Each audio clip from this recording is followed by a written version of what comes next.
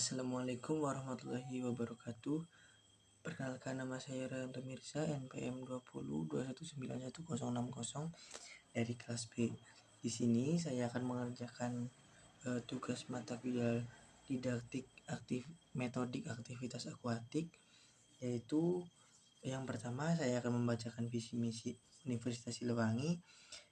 Visi yaitu menjadi perguruan tinggi yang tangguh dalam menyelenggarakan Tridharma perguruan tinggi untuk menghasilkan lulusan unggul yang berwawasan kebangsaan dan berjiwa wirausaha di tingkat nasional tahun 2022. Untuk misi Universitas Siliwangi, menyelenggarakan pendidikan untuk menghasilkan lulusan yang berwawasan kebangsaan dan berjiwa wirausaha. Terus ada melaksanakan penelitian untuk menghasilkan ilmu pengetahuan, teknologi, dan seni yang bermanfaat bagi masyarakat.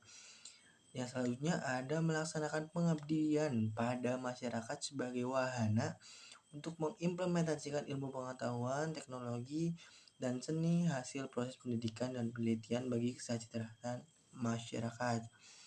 Melaksanakan kerjasama yang produktif, bermanfaat, dan berkelanjutan dengan lembaga di tingkat lokal, nasional, dan internasional.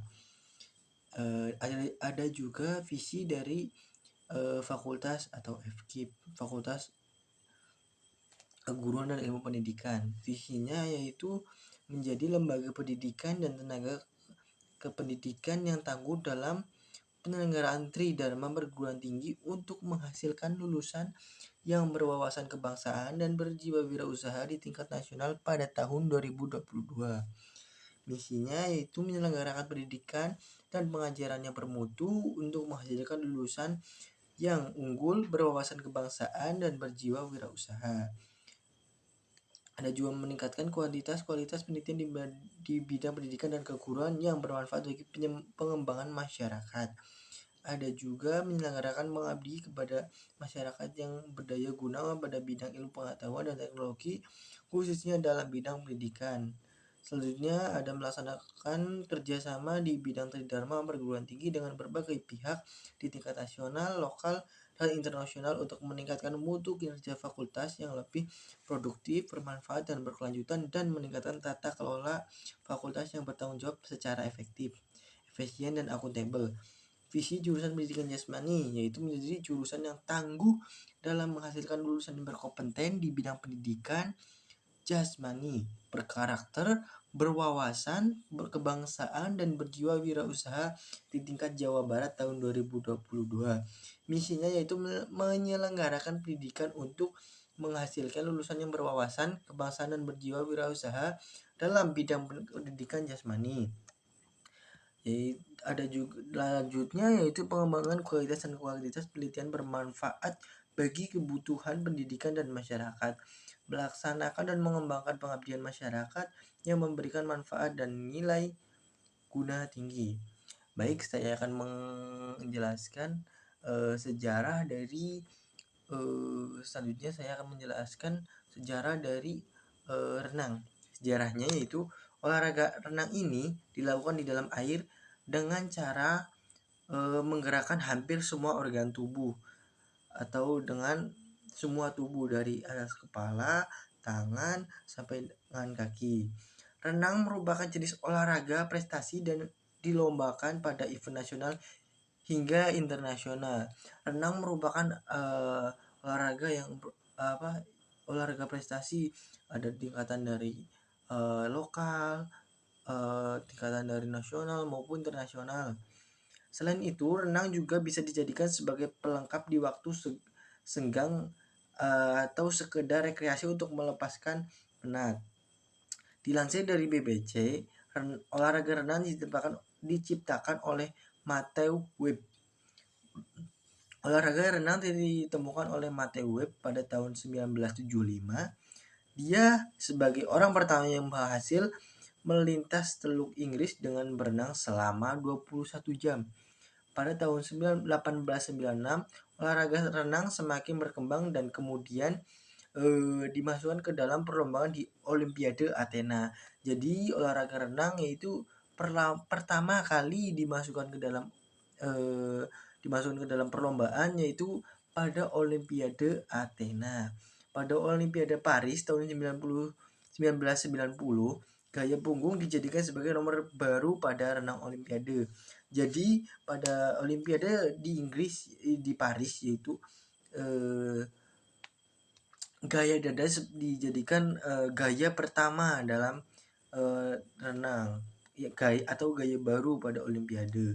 Awalnya kompetisi renang hanya dilakukan dengan gaya dada atau breaststroke. Namun seiring jalannya waktu, pada tahun 1902, Richmond Cavill yang berasal dari Australia mengenalkan renang dengan teknik baru yaitu gaya bebas saat mengikuti kompetisi. Sejak saat itu, renang terus berkembang hingga muncul berbagai gaya atau nomor perlombaan seperti gaya bebas 100 meter, serta gaya bebas estafet 4 kali 100 meter, dan ada beberapa macam gaya di olahraga renang. Yang saya pelajari ada 4 macam gaya renang. Yang pertama ada gaya bebas, yang kedua ada gaya dada, yang ketiga ada gaya punggung, dan yang keempat ada gaya kupu-kupu. Manfaat dari renang yaitu yang pertama, menjaga berat badan supaya badan ideal. Ini adalah yang menjadi kabar baik untuk kita. Bagi semua orang, renang tidak hanya cukup menyenangkan, tetapi juga cukup ampuh untuk menjaga berat badan ideal Anda.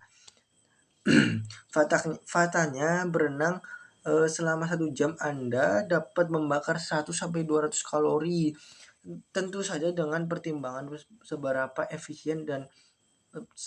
efisien Anda berenang. Yang kedua yaitu membentuk dan menguatkan otot. Tentunya berenang menggunakan seluruh otot pada bagian tubuh. Maka dari itu berenang bisa menguatkan otot tangan, ada otot perut, dan juga otot kaki. Selanjutnya baik untuk kesehatan jantung. Karena renang merupakan olahraga yang bermanfaat juga untuk jantung, maka berenang merupakan hal yang sangat baik dan juga yang sangat bagus. Selanjutnya yaitu tinggi badan bertambah.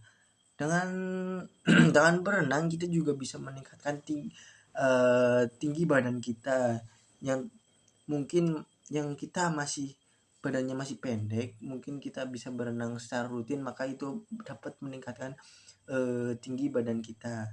Selanjutnya yaitu membuat tubuh menjadi lebih rileks. Ketika kita berenang sedang jenuh dengan segala rutinitas kegiatan kita, atau kita sedang merasa capek, mungkin kita dengan berenang dan berada di kolam menikmati waktu, sehingga kita dapat menyegarkan tubuh kita, menyegarkan pikiran kita dengan melakukan olahraga renang. Selain itu, olahraga renang juga sangat bermanfaat bagi diri kita ya. Yang pertama, yang jelas ya, yang saya rasakan setelah olahraga renang yaitu badan setelah renang itu menjadi lebih bugar, menjadi lebih tahan terhadap kondisi dari mungkin dari yang saya rasakan ya, dari hujan kita jadi lebih kuat gitu, karena kita terbiasa dengan kondisi tubuh kita yang sering terkena air atau yang berada di kolam, maka itu dapat meningkatkan daya tahan tubuh kita sehingga kita lebih kuat. Mungkin sekian yang dapat saya sampaikan, kurang lebihnya mohon maaf. Wassalamualaikum warahmatullahi wabarakatuh.